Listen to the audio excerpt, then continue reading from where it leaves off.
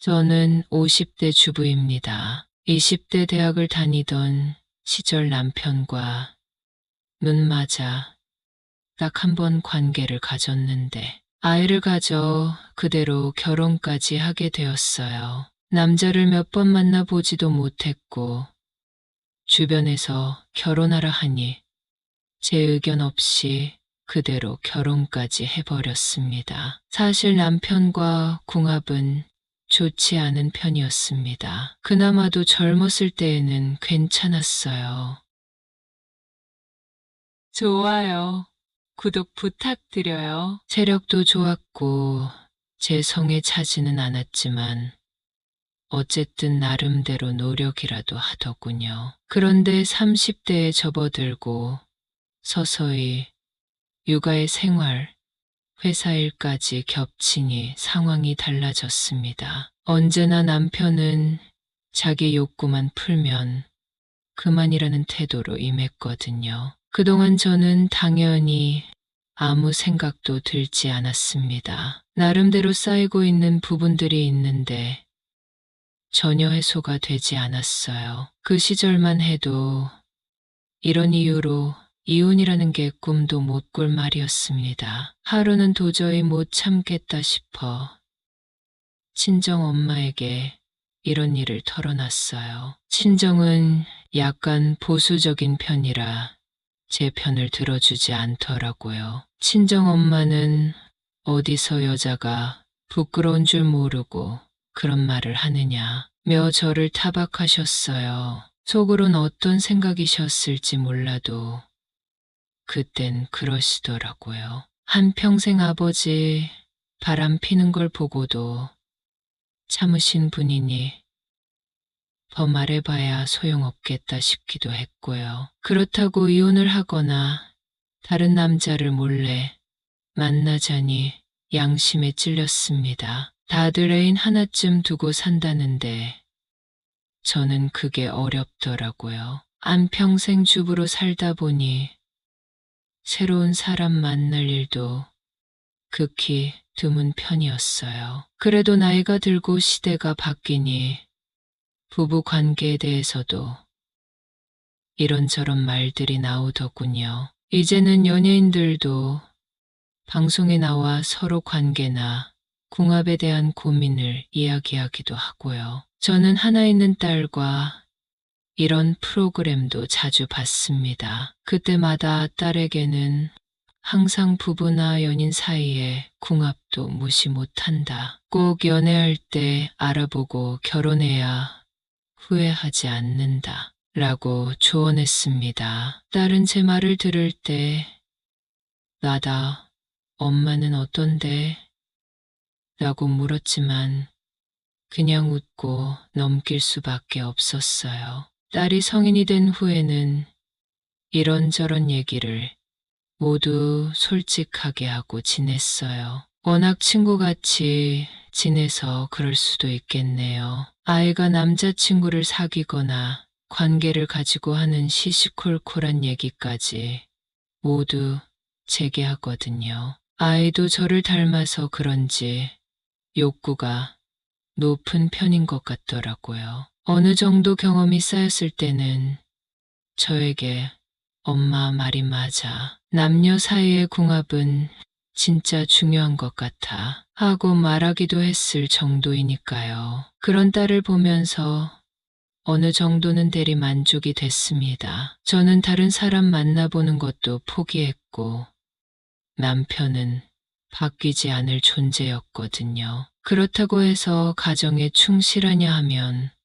그것도 아니고 사실 무엇 하나 마음에 드는 구석은 없었어요. 그것도 아니면 제가 그냥 매번 만족이 안 되니 다른 것까지 아니 꼽게 봤을까요? 지금 와서 생각해보면 그것도 아니었단 생각이 드네요. 그냥 가족이 되었을 뿐이지 남자로서 매력은 거의 없는 사람이었어요. 딸은 그렇게 열심히 누군가 만나보더니 결국엔 조건이 맞는 사람과 결혼하더군요. 딸이 생각하는 이상적인 배우자에 잘 맞고 재산이나 직업도 마음에 든다면서요. 사윗감도 소심하고 조심스러운 사람이라 지켜주고 있다고 하더라고요. 결혼 이야기까지 나왔지만 신혼여행에서 사랑을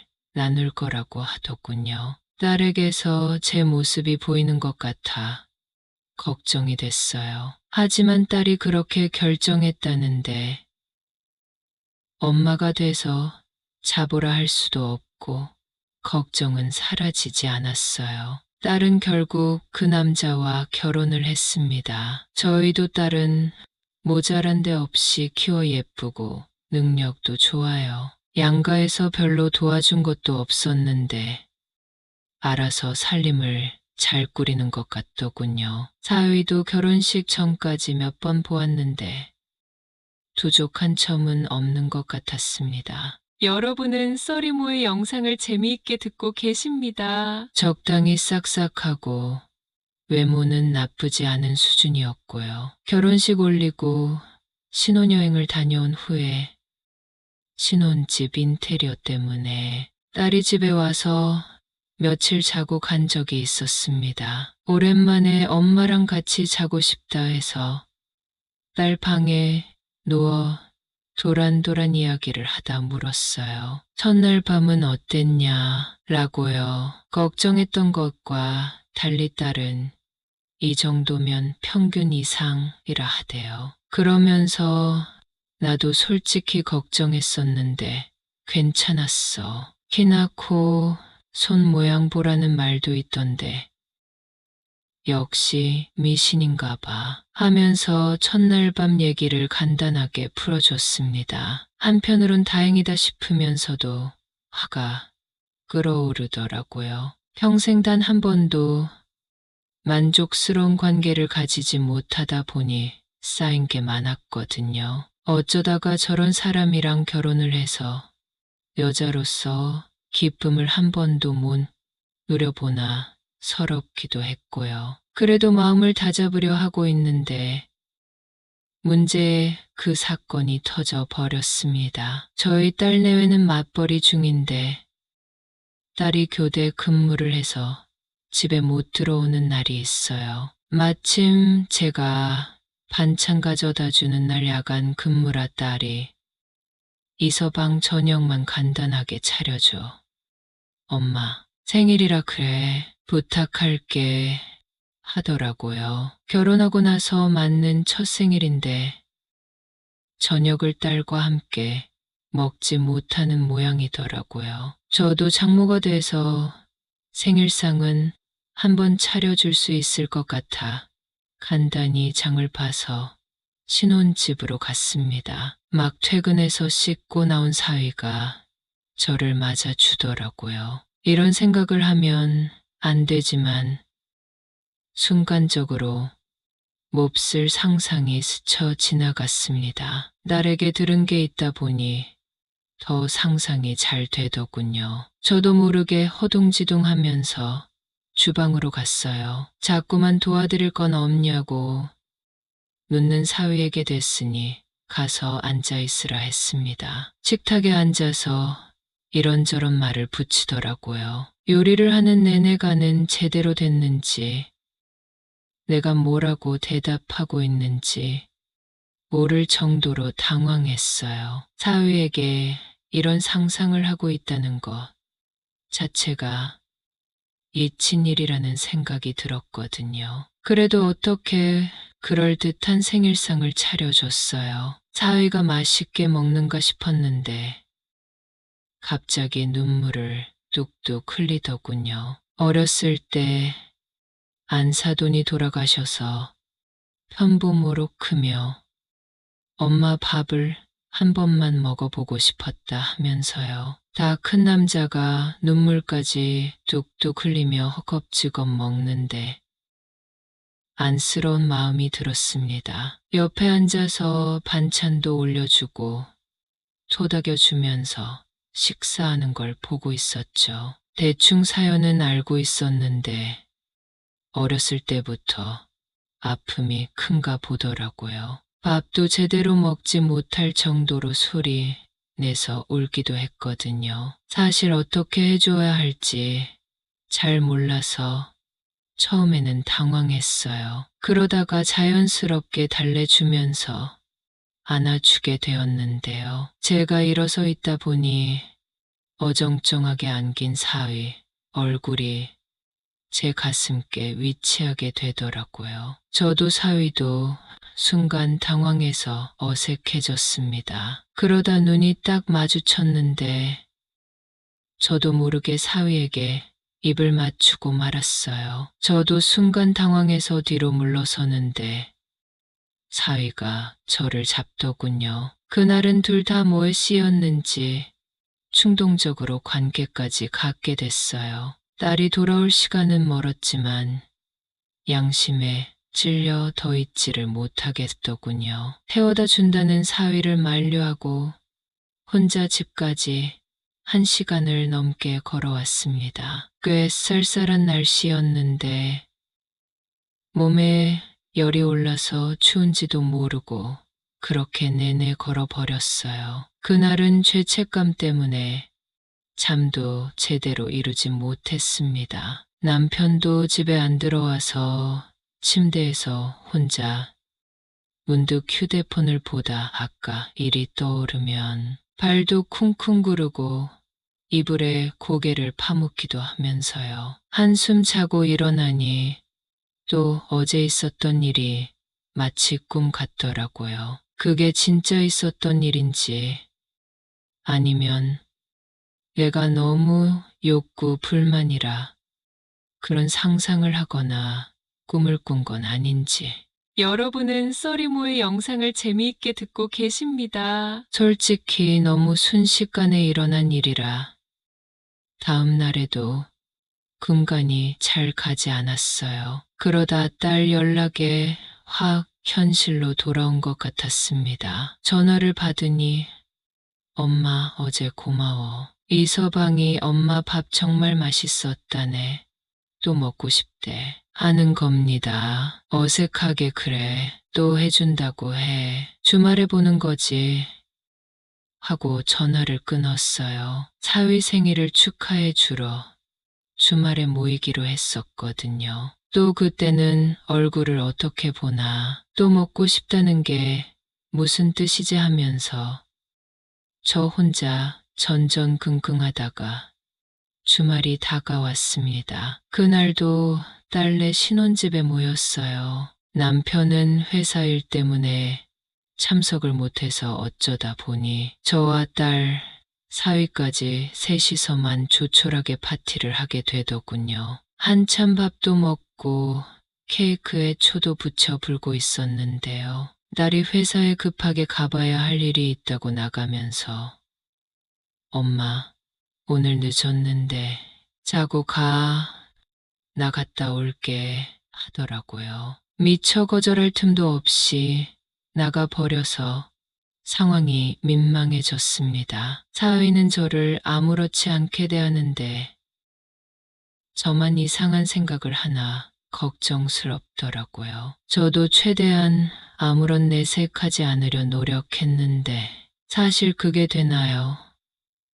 불편해서 먼저 씻고 잔다 하고 손님 방에 들어와 누워 있었습니다. 싱숭생숭한 맘에 잠도 제대로 못 이루고 있는데 방 문이 열리더라고요. 또 씻고 왔는지 샴푸 냄새를 풍기면서 침대맡에 앉아서 주무세요 한 겁니다. 목소리도 떨려서 제대로 나오지 않는데 속으로 가다듬고 아직 안 자는데 왜 그래 했습니다. 그랬더니 제 옆에 누워서 품을 파고 들더라고요. 그냥 엄마가 그리워서 그런 건지 저와 또 관계를 가지려 하는 건지 헷갈렸습니다. 어느 쪽이든 안 될 관계였지만 심장은 정직하더라고요. 제 옆에 있는 사위에게도 다 느껴질 정도로 세차게 뛰었어요. 긴장감 때문에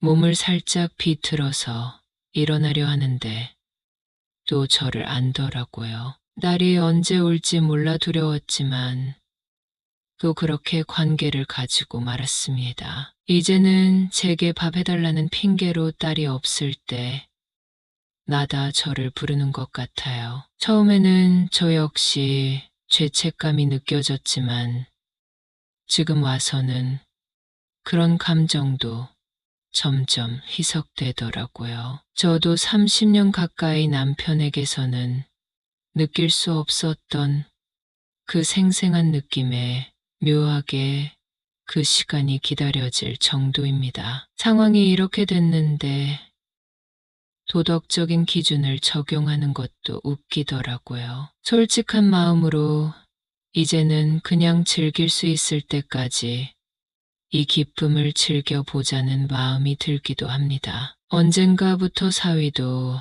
딸이 공유해준 스케줄표를 저에게 따로 보내기도 하네요. 딸은 결혼 생활도 만족스럽고 크게 자기에게 터치하는 부분 없이 각자 존중하면서 사는 것 같아 좋다 하더라고요. 그러면서 저도 자주 들러주니 살림하기도 편하다며 요즘 너무 행복하다 합니다. 그 말을 들으니 괜히 더 찔리는데 그래도 이제 알게 된 이 기쁨을 놓칠 수가 없다는 생각이 드네요. 이런 이상한 관계를 끝내려 해도 어떻게 끝맺음해야 할지 잘 모르겠고요. 그냥 아주 잠시만이다 하고 저도 조금만 더 여자로서 행복을 누려보고 싶어요. 예전 이야기입니다. 제가 20대 후반일 때, 사실 장모는 아니고 장모가 될 뻔한 결혼하려고 했던 여자친구의 엄마죠. 편하게 장모님이라고 칭하겠습니다. 나이는 50대 후반이었고 키는 한 155 정도. 그냥저냥 날씬한 편이었습니다. 근데 완전 또라이였습니다. 때는 바야흐로 10여 년 전. 제가 20대 후반, 제 여자친구가 20대 초반이었습니다. 채팅으로 알게 되고 몇 번 만나서 데이트하다가 정식으로 사귀었습니다. 여자친구는 아버지는 안 계시고 어머니랑만 사는 외동딸이었습니다. 아버지가 돌아가시기 전에 돈 좀 있어서 그럭저럭 생활비 걱정은 없이 사는 집안이었죠. 장모님은 독실한 기독교 신자였습니다. 일은 태어나서 한 번도 해본 적 없고 교회만 열심히 다니는 주부였죠. 그런데 성격은 굉장히 안 좋았어요. 까다롭고 여자친구와 한창 사귀고 있을 때 여자친구는 외박을 절대 할 수 없었습니다. 어머니 눈치를 많이 봤죠. 아무래도 단둘이 살다 보니 더 그랬을 겁니다. 외박은커녕 너무 늦은 시간까지도 놀 수 없었죠. 여자친구는 직장을 다니고 있었는데 회식도 늦게까지 할 수 없을 정도로 장모님이 엄격하셨습니다. 저는 그때까지 장모님을 뵌 적이 없었습니다. 집까지 몇 번 데려다 준 적은 있었지만 아파트 입구에서 헤어졌기 때문에 정확히 몇 호에 사는지도 몰랐습니다. 그러던 어느 날 여자친구와 늦게까지 술을 마시다가 여자친구가 완전히 취해버렸습니다. 그래서 집에 들어가고 싶지 않다고 떼를 쓰며 울고 제대로 걷지도 못했습니다. 늦게까지 같이 있었는데 11시쯤 되니 장모님에게 전화가 오더군요. 여자친구가 전화를 받을 수 있는 상태가 아니어서 제가 대신 받았습니다. 장모님께서 온갖 심한 말씀을 하시면서 지금 당장 여자친구를 데리고 오라고 하셨습니다. 저는 이때까지 장모님이 되실지도 모르는 분이니 최대한 예의를 갖추려고 했습니다. 죽어도 집에 가기 싫다고 하던 여자친구를 억지로 업고 데리고 갔습니다. 아파트 입구에서 헤어지기에는 여자친구의 상태가 좋지 않았기 때문에 몇 호에 사시는지 물어보고 집 앞까지 데려다 드렸습니다.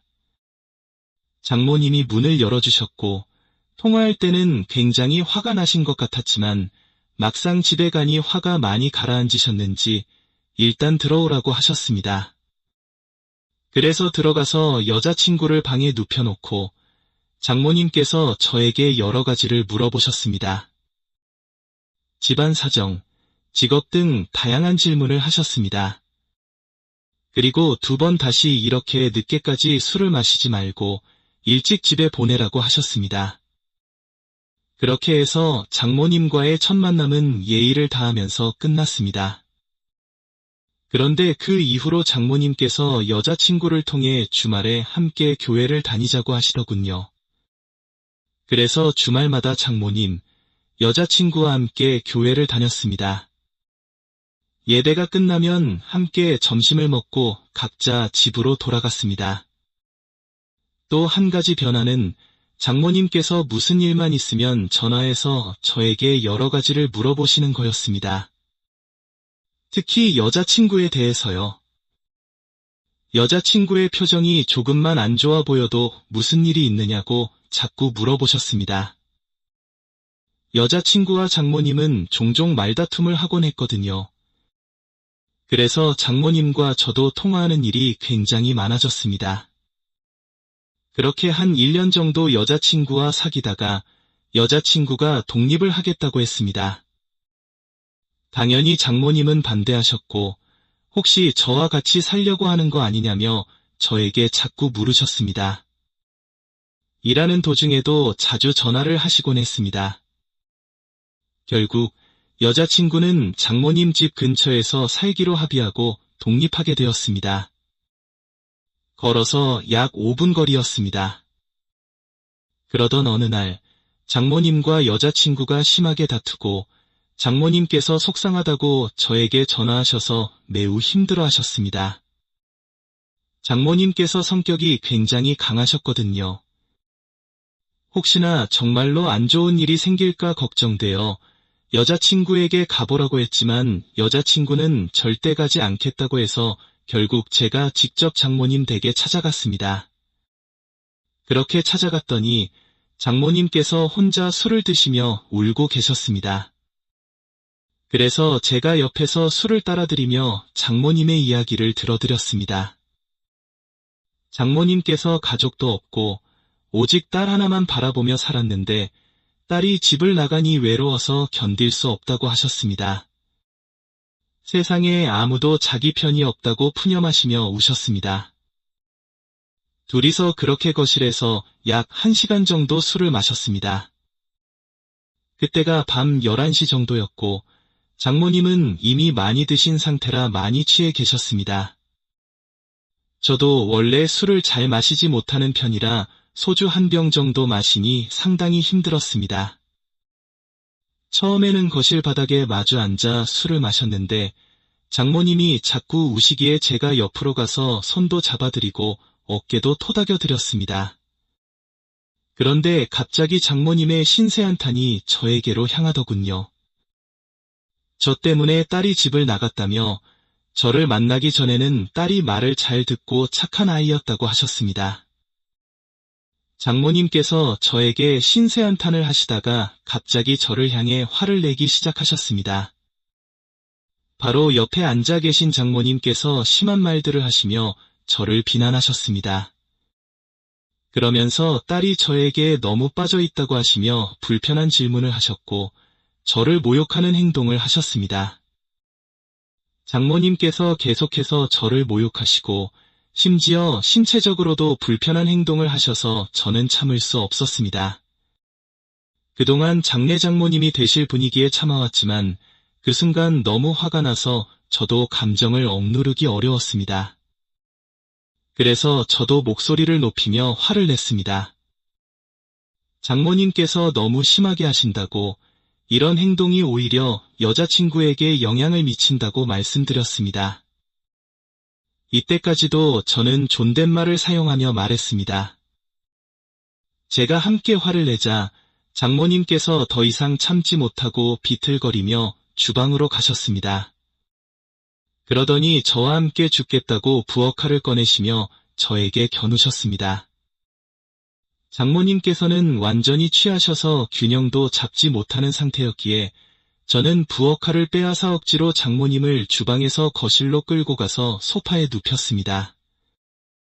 이 순간 저도 너무 화가 나서 감정을 억누르기 어려웠습니다. 장모님을 억지로 끌고 와 소파에 눕히면서 저는 참을 수 없는 분노를 느꼈습니다. 그래서 저도 화를 참지 못하고 강하게 말했습니다. 나를 죽이려고 하시는 것이냐며 분노를 터뜨렸습니다. 그러자 장모님께서 저에게 더 심한 말을 하시며 저를 비난하는 발언을 하셨습니다. 그래, 그렇게 하려면 해보세요. 이렇게 말하며 치마를 살짝 올리고 속옷을 내리더군요. 그리고 다리를 벌리고 그렇게 하라고 하면서 소리를 질렀습니다. 한편으로는 빨리 이 상황을 정리하고 나가야겠다는 생각이 강하게 들었지만 솔직히 좀 복잡한 감정이 들었습니다. 여러 생각이 스쳐갔습니다. 조금 어리석게 들릴지 모르겠지만 이 사람이 나를 위협했으니 내가 어떻게 해도 문제되지 않을 거야. 아니, 본인이 먼저 이렇게 행동했으니 괜찮겠지? 이런 생각들이 머릿속을 지나갔습니다. 그래, 그렇게 하라고 하니까 하겠어. 그래서 반쯤 이성을 잃은 상태에서 욕을 하며 저도 바지와 속옷을 벗었습니다. 그랬더니 그 여자가 이 사람이 정말 그렇게 하려는 거네. 어휴, 무서워. 이러면서 다시 속옷을 입으려 하더군요. 이미 이성을 잃은 저는 소파에 기대어 누워 속옷을 줍던 그녀를 갑작스럽게 껴안았습니다. 이미 흥분한 상태였고 그렇게 해서 성적인 행동을 하게 되었습니다. 그녀도 상황에 적응했는지 반응이 있었습니다. 그래서 한 번에 그렇게 되었습니다. 이 시점부터 두 사람은 서로에게 거칠게 말하며 격한 상황이 되었습니다. 저는 여러 가지 말로 그녀를 협박하며 거친 말을 했습니다. 내가 말하던 일에 대해 기분이 어때? 내가 한 일에 대해 모두 말할 거야. 뭐 이런 식으로. 그런데 그녀는 신고하겠다거나 그런 말은 하지 않았고 내가 어쩌다 이렇게 되었나? 하면서 흐느끼고 한탄하는 소리를 내며 상황을 받아들였습니다. 그런데도 금방 상황이 고조되었고 저도 더는 생각하지 않고 모든 것을 그대로 마무리했습니다. 모든 것이 끝나고 나니 어떻게 해야 할지 몰라서 그대로 가만히 있었습니다. 한참 동안 그녀 위에 가만히 있었는데 그녀도 제가 상황을 마무리한 이후로는 아무 말 없이 가만히 있었습니다. 그렇게 시간이 흐르다 보니 그녀가 잠이 들었습니다. 이대로 집에 돌아가면 뭔가 큰일이 일어날 것 같은 불안감 때문에 집에 가지 못하고 오랜 시간 멍하니 있었습니다. 그러다가 새벽이 되자 저도 피곤함을 느꼈습니다. 그래서 일단 무언가 정리를 해야겠다고 생각하고 둘이 엉키고 싸우느라 어지럽혀진 거실을 깨끗하게 정리했습니다. 그리고 장모님을 이제 화가 다 가라앉아서 다시 장모님이라고 부릅니다. 일으켜서 장모님 방의 침대에 눕혔습니다. 모든 정리를 마치고 장모님을 침대에 눕혔을 때 순간적으로 혼란스러운 감정이 들었습니다. 그러나 이미 상황이 이렇게 되었기 때문에 저는 상황을 받아들이고 장모님을 편안하게 해드리려고 했습니다. 장모님은 깊이 잠든 상태였고 저도 더 이상 아무런 행동을 하지 않고 그냥 가만히 있었습니다. 또다시 상황이 반복되었습니다. 크게 반응을 보이진 않았지만 작은 신음소리가 들리긴 했습니다. 이번에는 부드럽게 해주며 안아주기도 했습니다. 그리고 나서 다시 그녀를 껴안고 잠들었습니다. 장모님도 여러 가지로 힘드셨는지 저에게 그대로 안긴 채로 잠드셨습니다. 그러다가 새벽 5시쯤 잠에서 깨어나서 주무시고 계신 장모님을 깨우고 저 집에 갈게요 오라고 인사를 드렸습니다. 장모님은 누운 채로 그래, 잘 가라고 말씀하셨습니다. 이제 진짜로 가도 되겠다고 생각하고 그대로 나와서 집으로 돌아왔습니다. 저는 장모님 집 비밀번호를 알고 있었습니다. 비밀번호를 치고 들어가니 집에서 약간의 소음이 들렸는데요. 소음의 정체는 진동 비슷한 소리였습니다. 멀리서 들었을 땐 장모님이 씻고 헤어드라이기로 말리나 하는 소리였죠. 장모님 저 왔습니다 하고는 방문을 열었습니다. 저는 못 볼 것을 봐버렸는데요. 연락하지 않은 제 실수였습니다. 아이고 장모님 죄송합니다. 저 못 봤습니다 하고는 얼른 방문을 닫았습니다. 도대체 뭘 본 거냐고요? 바로 장모님이 혼자 즐기고 있는 모습이었죠. 어떻게 해야 할지 정말 막막하더군요. 그렇게 저는 장모님과 그렇고 그런 관계가 됐습니다. 친구들에게라도 말하고 싶어 입이 근질거리지만 참아야겠죠. 안녕하세요. 우선 저에 대해서 얘기해 드리겠습니다. 저는 낚시를 좋아합니다. 왜 낚시를 좋아하게 됐냐면요. 속세서 벗어나고 싶은 날이었습니다. 그때였죠. 동네 친구인 민수가 낚시를 가자고 했습니다. 무슨 낚시야? 평소 저는 낚시에 대해서 좋은 인상을 가지고 있지 않았습니다. 돈도 많고 시간도 많은 부자들의 스포츠 아니겠습니까? 제겐 도움 하나 되지 않는 취미였습니다. 들어보니 낚시 도구도 싼 값이 아니더라고요. 하지만 그날은 부장님한테 실컷 털리고 온 날이었습니다. 먹지도 않는 맥주를 깐 뒤 아내 앞에서 아니 김 부장이 아우 진짜 내가 한번 복수할 거야. 여보 나 회사 그만둘까? 네 그러시던가요. 아내는 시큰둥한 표정으로 제 쪽을 보지도 않았습니다. 부장에게 털리고 온 날마다 투정을 해댔더니 이젠 뒷등으로도 듣지 않는 거였죠. 인생은 정말 혼자구나 하고 냉장고로 가서 맥주 한 캔을 더 집어들었을 때였습니다. 동네 친구 민수의 전화였는데요. 어이 바쁘냐? 내일 날도 좋은데 같이 낚시할까? 제 상황을 아는지 모르는지 태평한 소리나 하더군요. 아휴 힘들어 죽겠는데 무슨 한가롭게 낚시야? 뭐 때문에 힘든데? 너 그거 낚시만 하면 싹 풀린다? 끝까지 한가한 소리만 하더라고요. 취기도 올라오니 친구 말 한 번만 믿어볼까? 하는 생각이 들었습니다. 그러면 진짜 내 말만 믿고 가면 되는 거냐? 그래, 내가 풀코스로 대접해주마. 친구의 호기로운 소리가 하늘을 찌를 것 같았습니다. 알겠다, 내일 보자. 그래, 모자랑 선크림은 바르고 와라. 나처럼 피부 망치기 싫으면 낚시를 오래 했던 친구는 피부가 타는 데서 그치지 않았고 살같이 벗겨질 정도였죠. 맥주 2캔에 취해버린 저는 바로 잠에 들었어요. 아침에 일어나서 막상 가려고 하니 정말 귀찮더라고요.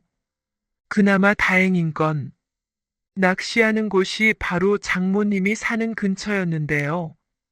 그래, 잘 됐다 가는 김에 장모님한테도 들려야겠구만. 하고는 친구에게 전화했습니다. 그래, 준비 다 했지? 친구는 제가 평생 안 해줄 것처럼 하다가 낚시를 한다고 하니 신이 난 것처럼 보였습니다. 그래, 벌써 준비 다 했어. 거기로 가면 되지. 그래, 오면 전화해. 그렇게 저는 바리바리 들고 온 친구를 만났습니다. 뭘 이렇게 많이 들고 왔냐? 이게 기본이야. 낚시는 낚시 장비라고. 그렇게 친구가 향하는 곳으로 저는 따라갔습니다. 무슨 풀숲으로 들어가더라고요. 낚시에 무례한이었던 저는 궁금했습니다. 아니 저기서도 낚시하는 사람 있는데 왜 여기까지 들어오는 거야? 친구야, 낚시는 스팟이 생명이다. 자신만의 뭔가가 있는 것처럼 보였죠. 그래, 믿어보자 하고는 따라갔습니다.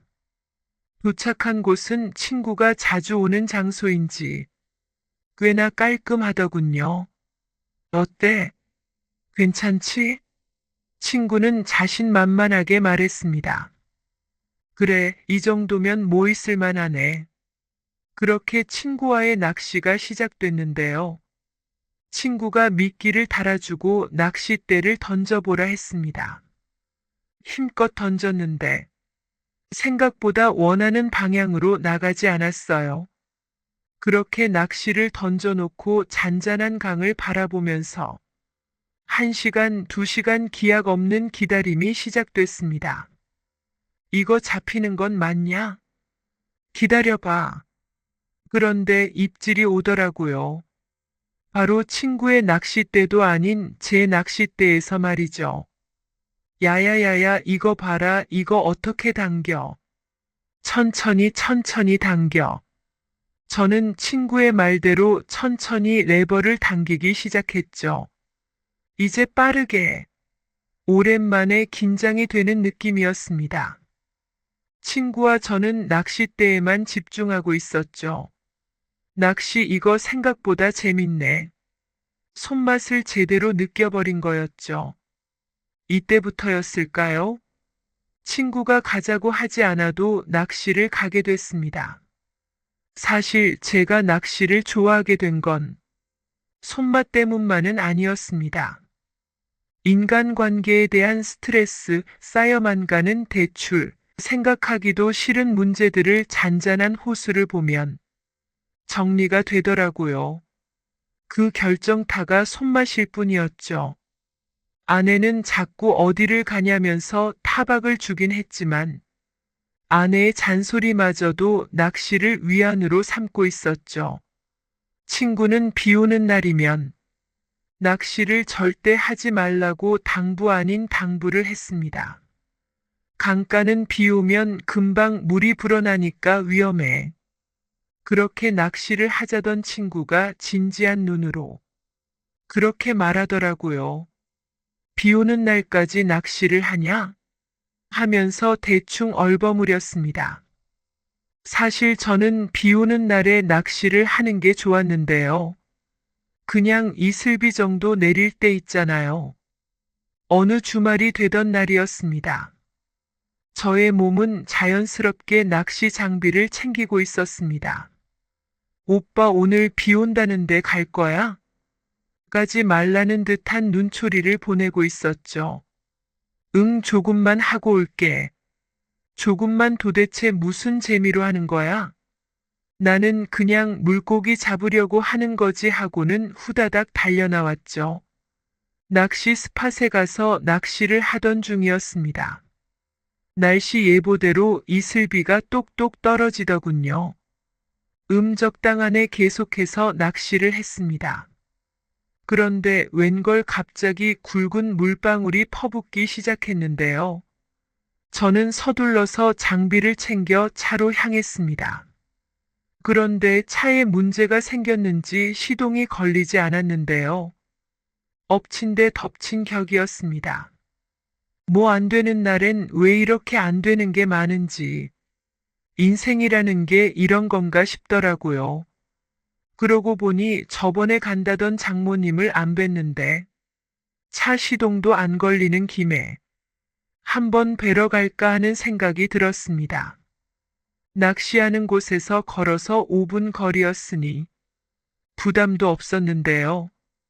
장모님에게 따로 연락은 하지 않았습니다. 음식을 사들고 깜짝 놀래켜 주시면 좋아하겠지?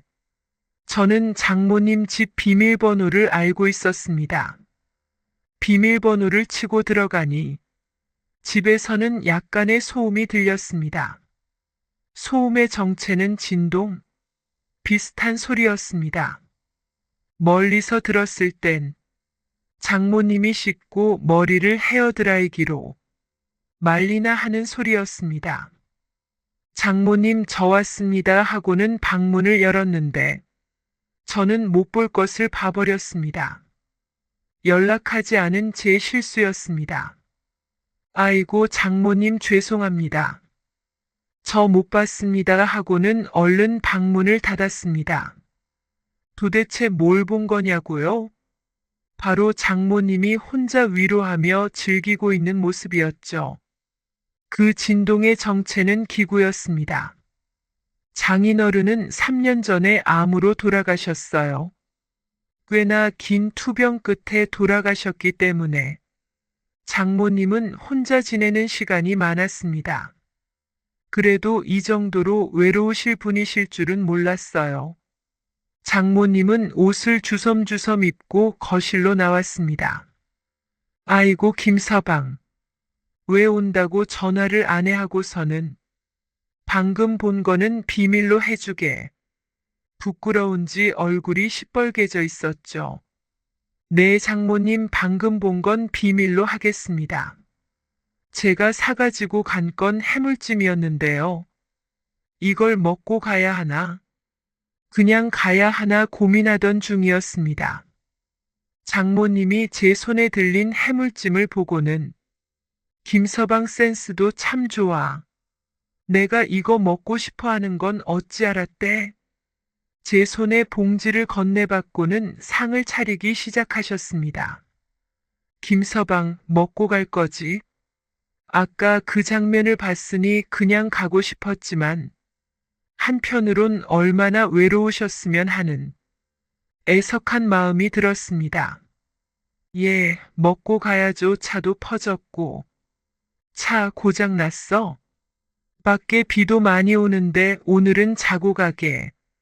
차가 고장 났다는 말에 장모님은 자고 가야 한다고 단언을 하시더라고요. 택시를 타고 가면 된다고 말했지만 고집을 부리셨습니다. 예, 장모님, 오늘은 자고 내일 차 고치러 가겠습니다. 결국 장모님 고집에 못 이겨 자고 가게 됐습니다. 상이 다 차려졌고 장모님은 소주를 가져오셨는데요. 김선방 한 잔밖에. 네, 장모님. 저는 소주는 3잔 정도만 먹어도 힘에 부치는 사람이었는데요. 오랜만에 본 사위가 반가웠는지 계속해서 잔을 채워주셨습니다. 장모님이 주는 술인데 거절할 수도 없고 계속해서 들이켰습니다. 취기가 금방 오르더니 얼굴이 빨개지더라고요. 아이고, 김서방 얼굴이 빨개졌네. 보면 볼수록 참 귀여운 모습이 있어 웃으시면서 제 허벅지를 치더라고요. 허벅지는 왜 이렇게 단단해? 무슨 운동이라도 하는 거야? 제 허벅지를 만지면서 말했습니다.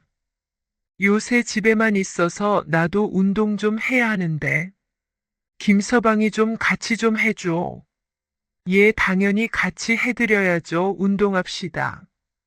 저는 점점 취기가 올라와서 장모님이 무슨 말을 하는지 아리까리한 상태였습니다. 장모님은 계속해서 제 다리를 만지고 있었습니다. 손은 점점 위로 향하고 있었죠. 저는 술에 취한 상태여서 아무런 느낌도 받지 못했습니다. 그러다가 장모님은 비도 맞았는데 얼른 씻고 오라면서 저를 화장실로 밀어 넣었습니다. 그래, 장모님 집에서 자고 가는데 깨끗하게 침대에 누워야지 하면서 샤워를 끝마쳤죠. 그런데 이제부터가 이 이야기의 시작입니다. 저는 샤워를 할 때 화장실 앞에 옷을 놔두는데요. 수건까지도요. 샤워를 하고 나왔는데 수건과 속옷이 없었습니다. 이게 어찌된 일인지 술에 취하기는 했었어도 분명 화장실 앞에 수건과 속옷을 놔두고 갔었는데 말입니다. 그래서 저는 급하게 장모님을 불렀습니다. 장모님, 저 여기 수건 좀 주세요. 김서방, 속옷은 내가 세탁기에 넣었어. 젖은 것을 어떻게 다시 입어?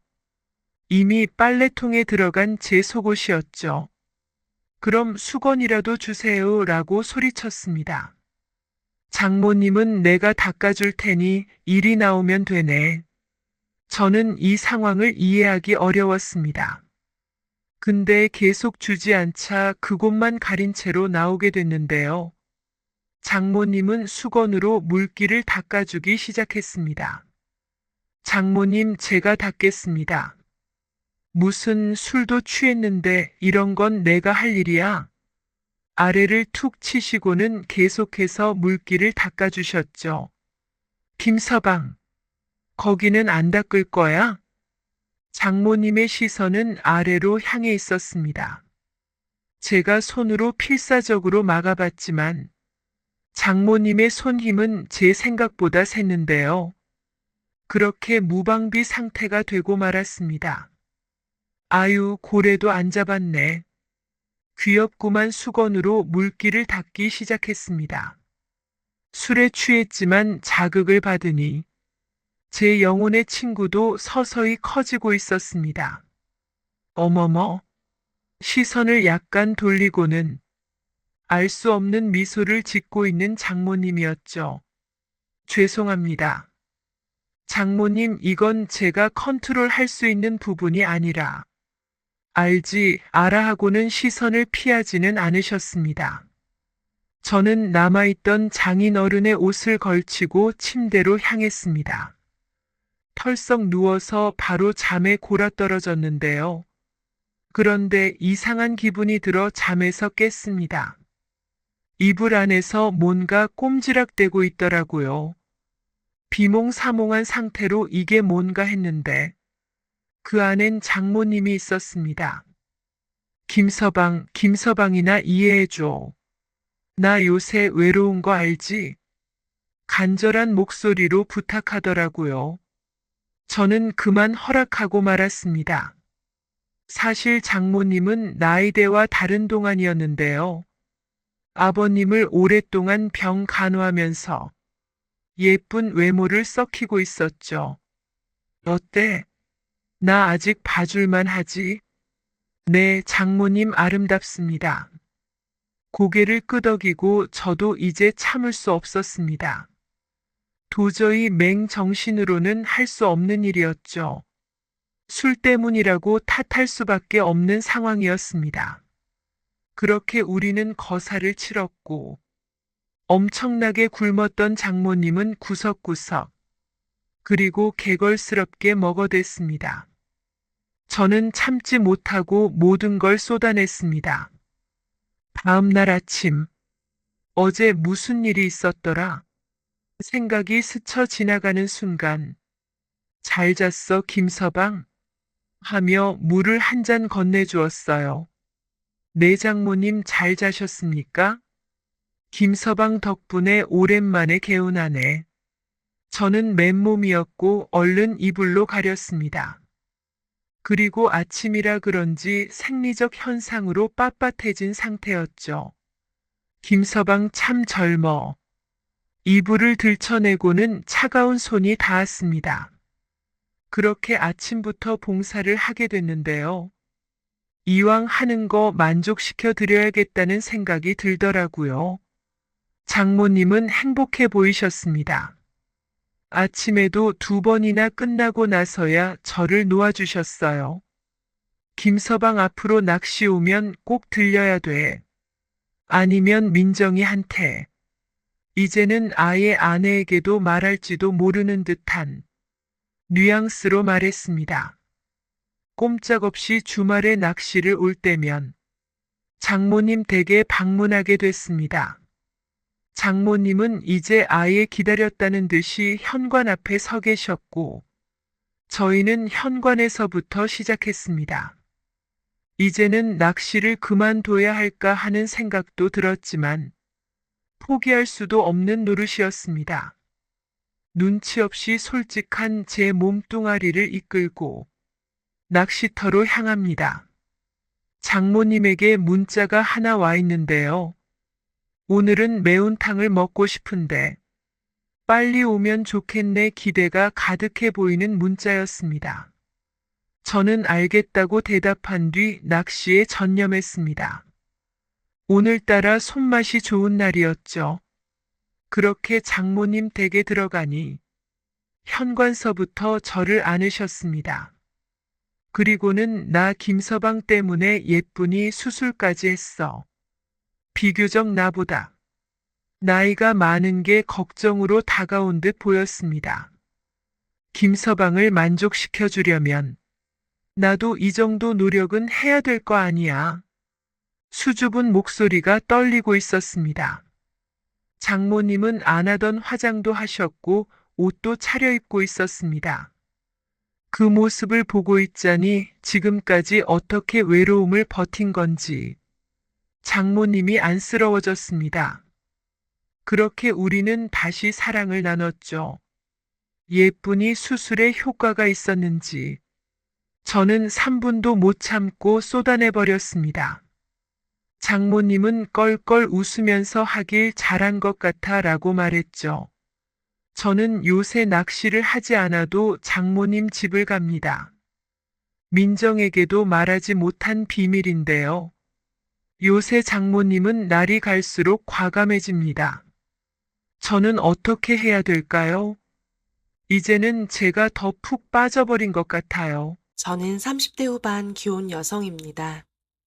1년 전 남편이 바람이 난 걸 알았습니다. 남편에게 추궁을 하니 남편은 아주 쿨하게 바람이 났노라고 인정하더군요. 그 전부터 남편과 사이가 좋지 않았고 저는 남편을 사랑한 적이 없었기에 그리 충격적이지는 않았습니다. 남편이 바람났다고 이혼하기에는 의사 남편이 주는 신용카드가 좋았고 의사 사이를 봤다고 늘 자랑스러워하는 엄마의 한박 웃음이 좋았습니다. 그렇게 아무렇지도 않은 척 살고 있었는데 어느 날 남편이 술을 먹고 들어오더군요. 영희 잘 만나고 왔어? 영희는 남편이 만나고 있는 병원장 딸입니다. 여자로서 아무 매력도 없는 돈이 있으면 뭐 하나 싶은 생각이 들 만큼 무생무취의 여자였습니다. 영희 남편은 개천에서 용난 케이스의 의사였는데 처가 재력 때문에 영희를 사랑하지는 않았지만 영희와 결혼했다는 소문이 있을 정도로 영희는 매력이 없었습니다. 영희랑은 좋았지. 안 좋을 게 뭐 있나. 서로 사랑하는데. 뻔뻔한 남편의 대답에 갑자기 애를 가져야겠다는 생각이 들었습니다. 병원에서는 저에게 난임도 아닌 불임이라고 말했지만 이상하게 그날은 남편과 자면 아이를 만들 수 있을 거라는 생각이 들었습니다. 소파 위에 널브러져 있는 남편의 몸 위로 올라갔습니다. 뭐야, 뭔데? 저는 대답 대신 남편의 셔츠를 풀었습니다. 넌 내가 다른 여자랑 자고 왔는데도 나랑 자고 싶냐? 내가 너를 사랑하면 가능하지 않겠지. 근데 난 널 사랑하지 않거든. 그래서 가능해. 그래? 그럼 뭐, 나야 아쉬울 게 없잖아. 난 남잔데. 남편이 제 위로 순식간에 올라갔습니다. 마치 화가 난 듯 보였습니다. 제 치마를 들쳐냈고, 팬티를 내렸고, 자신의 옷을 벗더니, 대뜸 자신의 그것을 저의 그곳으로 밀어 넣더군요. 준비가 되지 않는 저의 그곳이 비명을 질렀습니다. 남편은 그 흔한 애무 한 번 없이 저를 전혀 존중하지 않겠다는 듯, 자신의 욕구만 중요하다는 듯 거칠게 넣었다 뺐다 하더군요. 따뜻한 말 한마디, 따뜻한 손길, 따뜻한 눈빛 따위 남편에게 원한 적 없습니다. 그런데 이상하게 화가 나더군요. 내려와. 싫어. 내려와. 남편은 끝끝내 제 안에 자신의 씨를 뿌리고는 제 몸에서 내려왔습니다. 기분 나쁜 행위가 끝나고 남편은 볼장 다 봤다는 듯 옷을 주섬주섬 입고 방으로 들어가더군요. 남편을 사랑하지 않는데 왜 화가 나는지 알 수 없었습니다. 내 목적을 달성했는데 왜 슬픈지 알 수 없었습니다. 문득 나도 바람을 펴야겠다고 생각했습니다. 그렇게 저도 맞바람을 피우게 되었습니다. 이름은 이준호. 나이는 저보다 6살이나 어린 이 남자는 헤어 디자이너입니다. 물론 저는 이 남자도 사랑하지 않습니다. 이 남자는 제가 유부녀인지도 모르고요. 이 남자와 처음 잤을 때 남편이 왜 바람났는지 알 것만 같더군요. 준호는 알몸에 저를 눕혀놓고 제 몸의 모든 곳에 키스했습니다. 부드럽게 스치는 그의 입술에 제 몸이 떨었고 오랫동안 굶주렸다는 듯 제 몸은 기꺼이 그를 받아내기 바빴습니다. 남편보다 한참 어린 그가 저를 끈질기게 괴롭히더군요. 그 괴롭힘이 좋아 밤이고 낮이고 그를 만났습니다. 남편에게 죄책감 따위 품고 싶지 않았습니다. 바람이 먼저 난 건 남편이었으니까요. 몸이 가니 마음도 가더군요. 사랑까지는 아니지만 저도 준호가 좋았습니다. 소민아, 나 우리 할머니한테 너 소개하고 싶어. 연하남이 제 이름을 자연스럽게 부릅니다. 내가 니네 할머니를 왜 만나? 말했지? 나 부모님 이혼하시고 할머니 손에 컸다고. 할머니가 나한테는 부모님이나 마찬가지야. 안 만나. 그래, 그럼 네가 준비되면 말해. 나 할머니한테 너 소개하고 너랑 결혼할 거야. 결혼? 이불을 끌어안으며 침대에서 일어나 앉았습니다. 너랑 결혼하고 싶다, 소민아. 왜 그런 생각이 드는지 모르겠는데 널 지켜주고 싶어. 만난 지 겨우 3달 만에 결혼이라니요. 게다가 저는 유부녀인데 말이지요. 나 지금은 가난하지만 널 위해 내 몸 불사를 수 있어. 너 지금처럼 백수여도 좋아. 내가 먹여 살릴게. 준호가 저를 안자 저는 도망치고 싶어졌습니다. 그런데 도망갈 곳이 없더군요. 남편은 딴 여자와 놀아나기 바빴고, 친정은 아빠의 외도와 그로 인해 늘 우울한 엄마는 제게 쉴 곳을 주지 않았습니다. 저는 그저 준호의 품에 안겨 있었습니다. 새벽 2시 도둑고양이처럼 조심히 집에 들어오는데 거실에서 남편과 마주쳤습니다. 저는 큰 죄를 저지른 것 마냥 놀랐습니다. 뭘 그렇게 놀래? 안 놀랬거든? 너 요새 바람 피냐? 남편이 냉장고에서 물을 꺼내 마시며 묻더군요. 현정이 만나고 왔어. 현정이 이혼해서 우울한가 봐. 저도 남편처럼 뻔뻔하게 나도 바람 펴 라고 말하고 싶었지만 저도 모르게 거짓말을 했습니다. 남편은 더 이상 대꾸하지 않고 자신의 방으로 들어가 버리더군요. 이중 생활이 계속되었습니다. 남편에게는 이혼한 친구 달래주느라 바쁜 척했고 준호에게는 엄격한 부모님이랑 사는 능력 없는 백수, 미혼 여자인 척 했습니다. 남편은 남편대로 영희를 만나는 것 같았고 저는 저대로 준호를 만났습니다.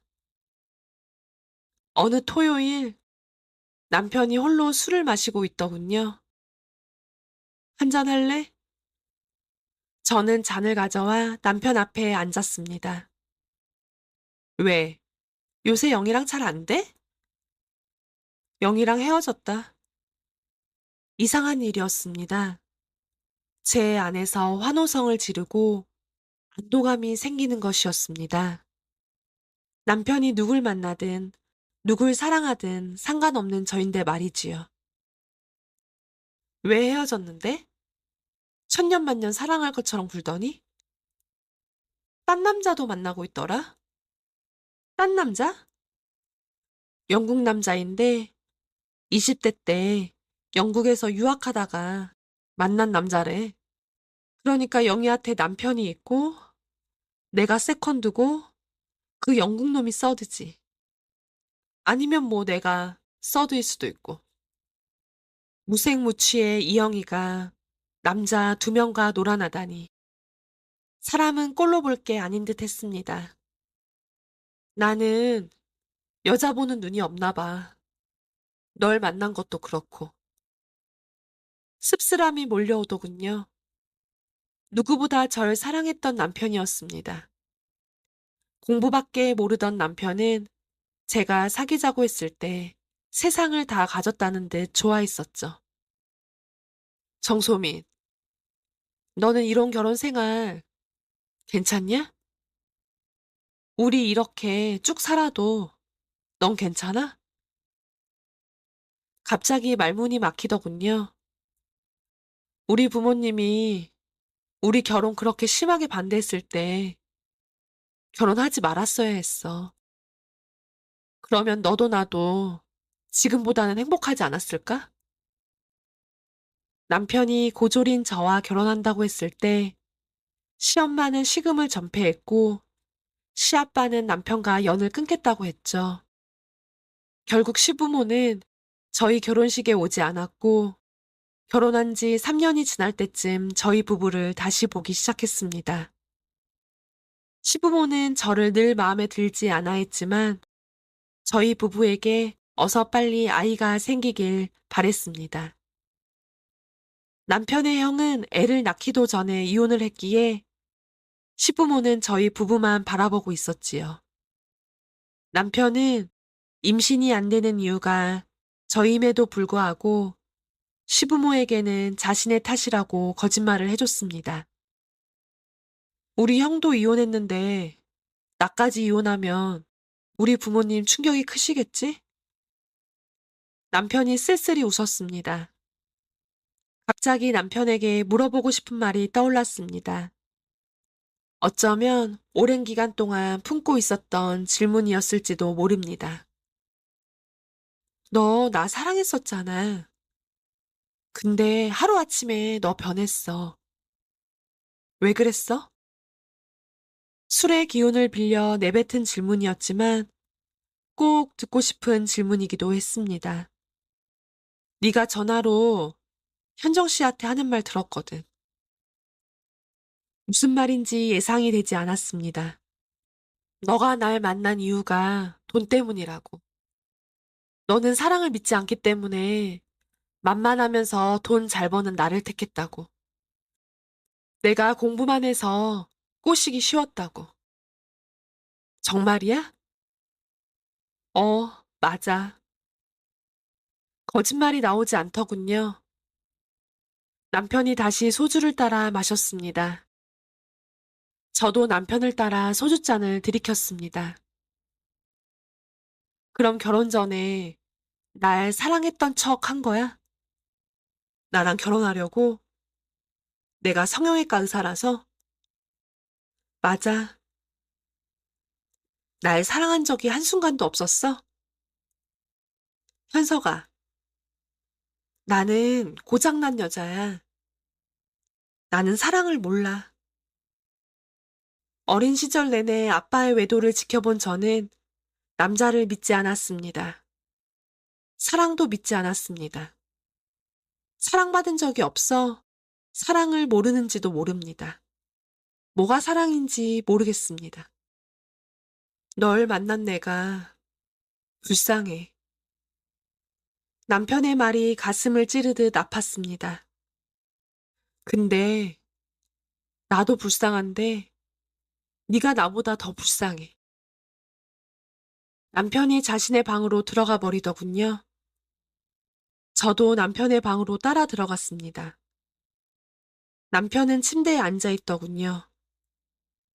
남편이 저를 바라보는데 남편의 눈에 눈물이 고여 있었습니다. 왜 그런지 모르겠는데 가슴이 찢어질 듯 아팠습니다. 저도 모르게 남편을 안았습니다. 남편은 저를 뿌리치지 않았어요. 남편의 입술에 제 입술을 붙였습니다. 남편은 저를 거부하지 않았습니다. 남편의 옷을 벗겼고 제 옷을 벗었습니다. 남편의 그것이 제 안으로 들어왔을 때 저의 그것은 이제야 오셨냐며 활짝 벌려 그를 맞이했습니다. 지금껏 들어온 것은 가짜였다는 듯, 진짜 주인을 이제야 만났다는 듯 정성껏 그를 마주했습니다. 그의 분신은 제 집에 찾아온 것 마냥 당당하게 제 안으로 들어오더군요. 내가 아닌 다른 남자 것을 받아들인 적 있냐며 혼내듯 저에게 고통을 주기도 했습니다. 순간 준호가 떠올랐습니다. 죄책감이 들었지만 누구에 대한 죄책감인지 알 수 없었습니다. 한 가지 욕망만 있었습니다. 아내타 싸줘. 남편을 닮은 아이를 가지고 싶었습니다. 남편의 아이를 가져 남편과 잘 살고 싶은 욕망이 문득 들었습니다. 아이가 행복의 길을 열어줄 것만 같았습니다. 그러나 남편은 마지막 그 순간에 자신의 그것을 빼내었습니다.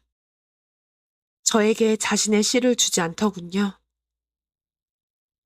남편은 넋이 나간 채 잠시 누워있더니 옷을 입고 나가버렸습니다.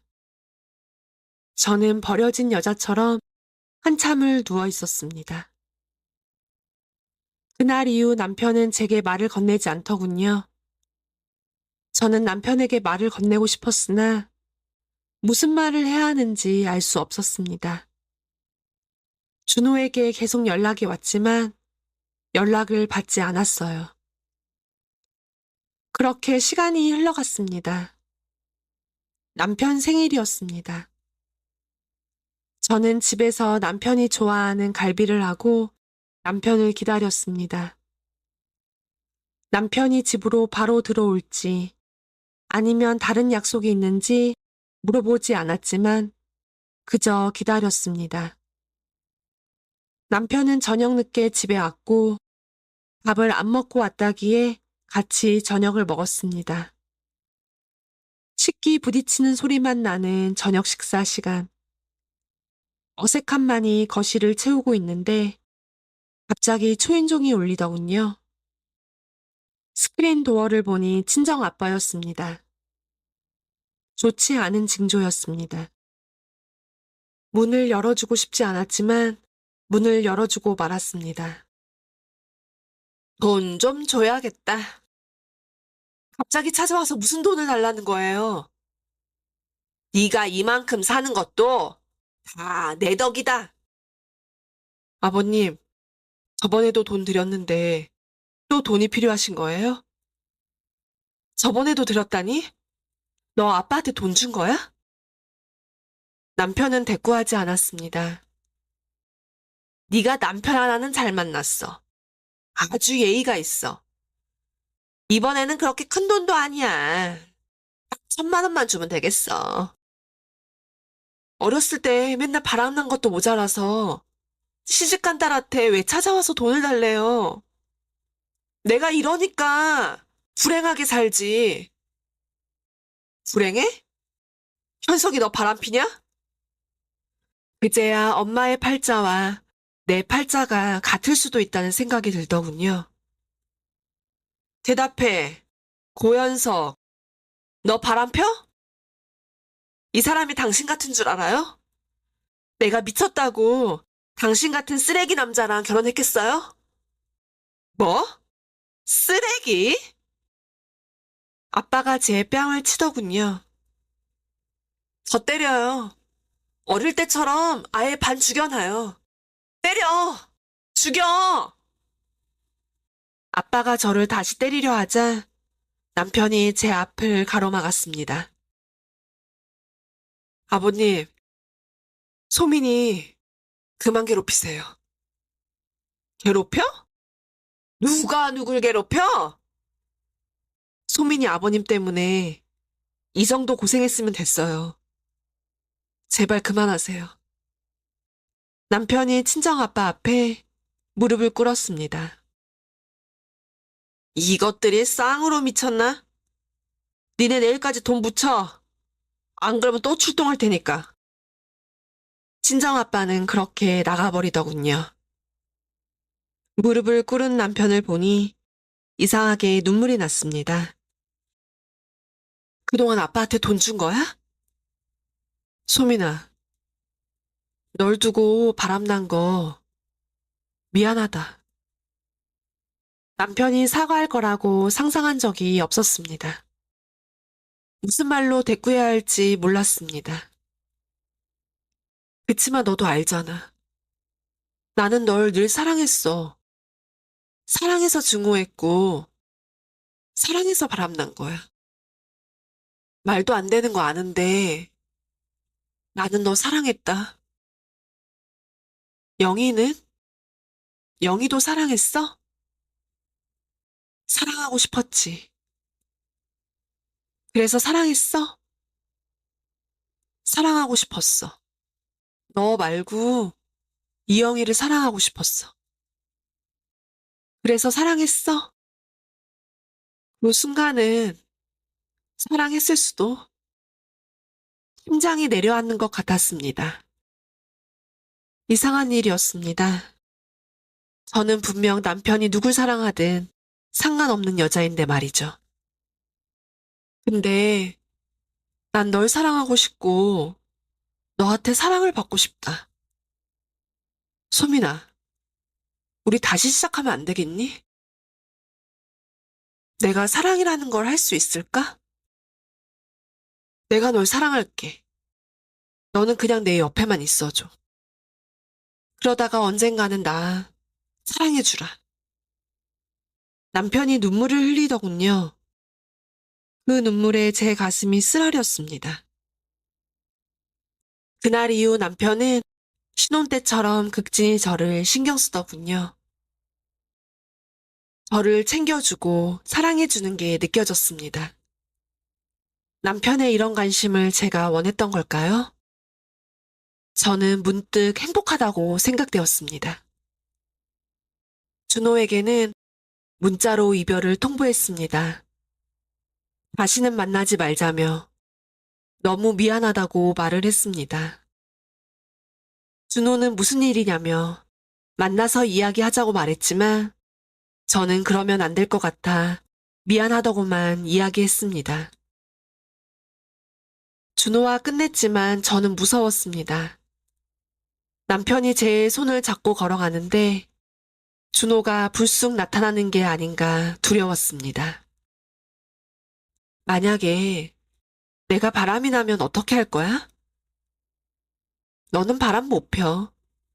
너 강인한 척해도 사실 약한 여자거든. 그러니까 만약에 말이야. 만약에 내가 바람이 나면 어떡할 건데? 용서 못하지. 너도 바람 폈잖아. 나는 바람 펴도 너는 안 되지. 그런 게 어딨어. 내로남불 아니야? 그게 모든 남자들 마음일걸? 왜 그런 노래도 있잖아. 내가 바람 펴도 너는 절대 피지 마. 이 노래. 저는 무서웠습니다. 준호에게는 너무 미안한 말이지만 다시는 준호를 마주치지 않았으면 했습니다. 준호가 또래의 여자를 만나 행복하기를 누구보다 바랬습니다. 그러던 어느 날 우편이 도착했습니다. 발신인이 써있지 않은 서류 봉투였습니다. 열어보니 준호와 제가 손을 잡고 안고 키스하고 그런 사진들이었어요. 그 다음 날도, 그 다다음 날도, 그 다음 날도 우편은 도착했습니다. 저는 남편에게 걸릴까봐 무서웠습니다. 전화만 울려도 깜짝깜짝 놀랐고 택배만 와도 식은땀이 흘렀습니다. 혹시 준호인가? 아니면 남편이 이 모든 걸 알고 있나? 별 생각이 다 들어 미쳐버릴 것만 같았어요. 우편이 일주일 내내 오더니 모르는 번호로 문자가 오더군요. 저녁 7시까지 알려주는 장소로 나오라고 했습니다. 나오면 사진을 보내는 정체를 알 수 있을 거라고 했어요. 저는 상대가 알려준 커피숍으로 갔습니다. 상대는 준호도 남편도 아니었습니다. 이영이었습니다. 그 사진들 당신이 보낸 거예요? 내가 보냈어. 이영이는 제게 반말을 하더군요. 왜? 왜 보냈는데? 저도 반말을 했습니다. 현석이가 갑자기 나랑 헤어지자고 하더라? 내가 제임스 만나는 게 싫다고. 만나는 내내 현석이가 널 사랑하고 있는 것 같아서 그게 좀 싫었거든. 이영이는 남편의 이름을 친구 부르듯 연인 부르듯 아주 자연스럽게 불렀습니다. 그래서 내 뒷조사를 했다? 너 바람났던 거 현석이한테 고백해. 내가 왜? 그럼 내가 할까? 너 어차피 남편도 있고 제임스도 있고 내 남편 없어도 재미 보고 살잖아. 왜 이러는 거야? 나는 남편도 제임스도 네 남편도 다 갖고 싶거든. 이영희는 무색무취의 여자가 아니었습니다. 너무 강렬해서 불타버릴 것 같은 미친 세계의 여자였습니다. 현석이가 너랑 요새 행복하게 지내는 것 같아서 나 좀 싫어. 3일 줄게. 그때까지 네가 말하지 않으면 내가 말하지 뭐. 현석이가 과연 어떤 반응을 보일까? 네가 연하남이랑 붙어먹었다는 사실을 알면 현석이가 지금처럼 널 사랑해줄까? 무서웠습니다. 남편을 잃고 싶지 않았습니다. 집으로 들어가니 시엄마가 와 계시더군요. 남편이 비밀번호를 알려준 모양입니다. 너는 남편 저녁 준비도 안 하고 어딜 돌아다니는 거야? 정신머리가 있는 거야, 없는 거야? 내일 병원 진료 때문에 올라온 거야, 내가. 네, 어머니. 나는 이 세상에서 네가 제일 부러워. 내 아들 같은 남편 둔 여자가 어디 그렇게 흔하니? 네 팔자는 무슨 팔자라 그렇게 좋은 팔자니, 응? 고졸 주제. 또 시작이었습니다. 우리 아들한테 문제가 있어 임신이 안 된다고 했지만은 난 아무래도 네가 문제인 것 같아. 우리 아들이 문제가 있을 리 없지 않니? 우리 아들이 문제가 있다 한들 네가 지극정성으로 남편 모시면은 하늘도 감동해서 애가 들어서지 않겠어? 남편이 잠시 후 집으로 돌아왔습니다. 시엄마는 늦게까지 남편을 끼고 이런저런 이야기를 하더군요. 이틀 내내 시엄마 병원을 데려다주고 식사를 대접하고 백화점 쇼핑 따라다니느라 정신이 없었습니다. 시엄마는 다시 본인 집으로 내려갔습니다. 저는 남편에게 할 말이 있으니 일찍 들어오라고 했습니다. 이영희가 제게 준 시간 중 남은 시간은 오늘뿐이었으니까요. 그런데 남편의 퇴근 시간 무렵 준호에게 전화가 오는 겁니다. 저는 전화를 거부했습니다. 계속해서 전화가 울렸습니다. 제가 받을 때까지 전화하겠다는 듯 말이죠. 하는 수 없이 전화를 받았습니다. 여보세요? 여기 이준호 집이야. 당장 와. 남편이었습니다. 남편은 전화를 끊어버렸습니다. 손이 벌벌 떨렸습니다. 뭐가 어떻게 된 상황인지 알 수 없었습니다. 그때 문자가 오더군요. 이영이었습니다. 내일까지 못 기다려서 오늘 남편에게 말했다고 하더군요. 택시를 타고 준호네 집으로 가자 준호의 얼굴이 엉망진창이 되어 있었습니다. 방바닥에는 이영희가 제게 보냈던 똑같은 사진들이 흩어져 있었습니다. 현서가, 네가 바람을 폈다. 이 새파랗게 어린 새끼랑 그렇게 돈 좋아하는 네가 단칸방에 사는 이 새끼랑 바람을 폈다. 남편은 저를 벽으로 밀치더니 제 목을 조르더군요. 저는 숨이 넘어갈 것만 같았습니다. 어린 새끼랑 자니까 좋디? 좋았어? 좋았냐고! 죽을 것 같았습니다. 그냥 죽어버렸으면 하는 생각도 들었어요. 남편이 제 목에서 손을 떼자 숨이 한꺼번에 토해지더군요. 너 이 새끼 사랑했냐? 나는 사랑을 모르는 여자야. 남편이 제 뺨을 때리더군요. 그딴 비겁한 말 하지 마. 너 사랑했어, 이 새끼? 사랑을 모르지만 준호에게 품은 감정이 사랑인 것 같기도 했습니다. 대답을 못하는 거 보니까 사랑했나 보네. 남편이 또다시 저를 때리려 하자 준호가 제 앞에 서더군요. 오늘에서야 소민이가 유부녀란 걸 알았는데 차라리 잘 됐어. 당신 같은 남자랑 살았으면 누구라도 그 어떤 여자라도 바람 폈을 거야. 소민이는 내가 지켜. 뭐? 남편이 다시 준호의 얼굴을 주먹으로 쳤습니다. 준호도 지지 않고 남편을 때리더군요. 두 사람이 개싸움 하듯 서로를 때리고 또 때렸습니다. 저는 남편의 앞을 막았습니다. 준호야, 미안해. 나 남편 사랑해. 나 몰랐는데 남편 사랑하는 것 같아. 남편을 사랑한다고 말하는 게 처음이었습니다. 남편은 주먹으로 벽을 치더군요. 피가 나는 주먹을 쥐고 남편이 나가버렸습니다. 미안해, 준호야. 나 벌 받을 거야. 너는 행복해. 그렇게 초라한 마지막 인사를 하고 준호의 집을 나왔습니다. 남편은 그날 이후 집에 들어오지 않았습니다. 일주일째 되던 날 밖에서 만나자고 하더군요. 남편이 저에게 프로포즈했던 레스토랑이었습니다. 프로포즈 받았던 그날이 떠오르면서 슬프더군요. 말없이 스테이크를 먹었습니다.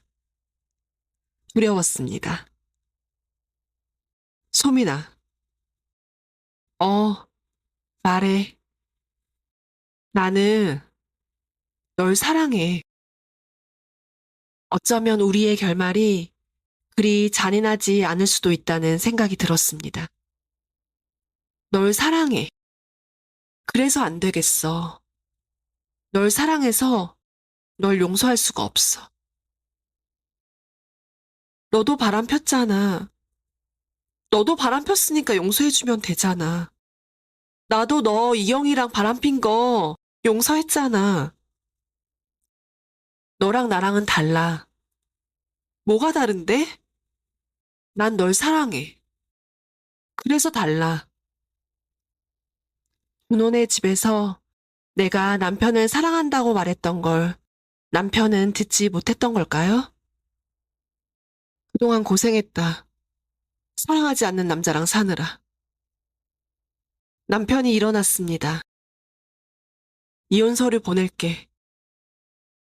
남편은 가버렸고 저는 홀로 남겨졌습니다. 그렇게 남편과 이혼을 했습니다.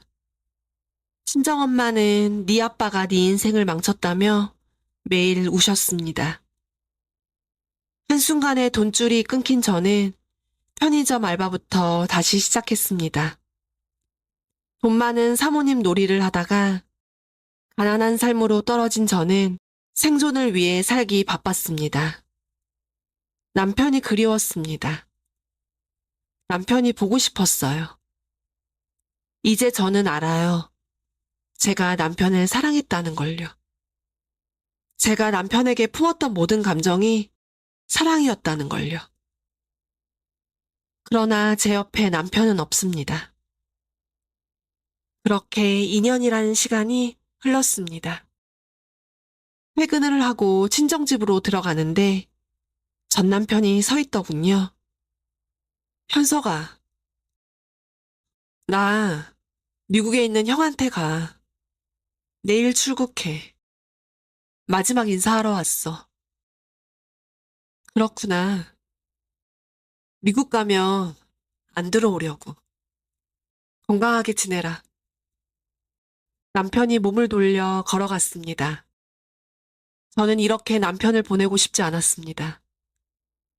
현서가, 남편이 몸을 돌려 저를 보더군요. 이제 나를 용서해주면 안 돼? 너 이미 용서했어. 그러면 우리 다시 잘해보면 안 되나? 안 돼. 왜? 왜 안 되는데? 나 이제 의사 아니야. 무슨 소리야? 의료법 위반으로 의사 면허 박탈당했어. 이영이랑 병원장이랑 날 아주 나쁜 놈으로 만들었더라고. 뭐 내가 나쁘게 산 것도 있지만 한순간에 당했어. 그럼 너 뭐 해? 말도 안 되는 일이었습니다. 의사가 아닌 현석이를 상상해 본 적이 없습니다. 뭐든 해야지. 눈물이 났습니다. 이게 모두 저 때문인 것만 같았습니다. 너, 나 돈 때문에 만났잖아. 내가 의사라서 너 결혼한 거잖아. 의사 아닌 나는 싫잖아. 이제 저는 제 마음을 정확히 압니다. 제가 남편을 사랑하는 것도 알고 돈보다 사랑을 원하는 것도 압니다. 현서가, 나 너 사랑해. 그걸 너무 늦게 알아버렸어. 남편이 저를 바라보더군요. 예전처럼 신용카드 펑펑 못 쓰면서 살아. 그래도 괜찮겠어? 괜찮아. 예전처럼 48평 아파트에서 못 살아. 월세부터 다시 시작해야 돼. 괜찮겠어? 나 괜찮아. 나 의사 말고는 평생 해본 게 없어. 뭘 해야 할지도 모르겠고. 자리 잡는데 시간이 걸릴 수도 있어. 그래도 괜찮아? 아, 괜찮아. 나 너만 있으면 돼. 남편이 저를 안으려 했습니다. 저도 모르게 뒤로 물러섰습니다. 우리 아빠가 또 다시 너 찾아가서 돈 달라고 할 수도 있어. 괜찮아? 괜찮아. 어차피 이제 드릴 돈도 없어. 나 앞으로도 애 안 생길 수도 있어. 니네 부모님 손주 손녀 보고 싶어 하는데 괜찮아? 갑자기 눈물이 나더군요. 괜찮아, 소민아. 나 너만 있으면 돼. 누가 먼저라고 할 것 없이 서로를 안았습니다. 남편의 품은 따뜻했습니다. 나 내일 미국 안 간다? 가지 마. 나랑 한국에서 살아. 남편이 제 얼굴을 바라보더니 제게 키스했습니다. 그 키스는 첫 키스처럼 달콤하더군요. 돌고 돌아 남편도 저도 서로에게 돌아왔습니다. 바람을 폈던 과거는 이제 입 밖으로 꺼내지 않습니다. 서로에게 상처가 되는 걸 알고 있으니까요. 이제는 서로를 사랑하고 있습니다. 가끔 싸울 때도 있지만요.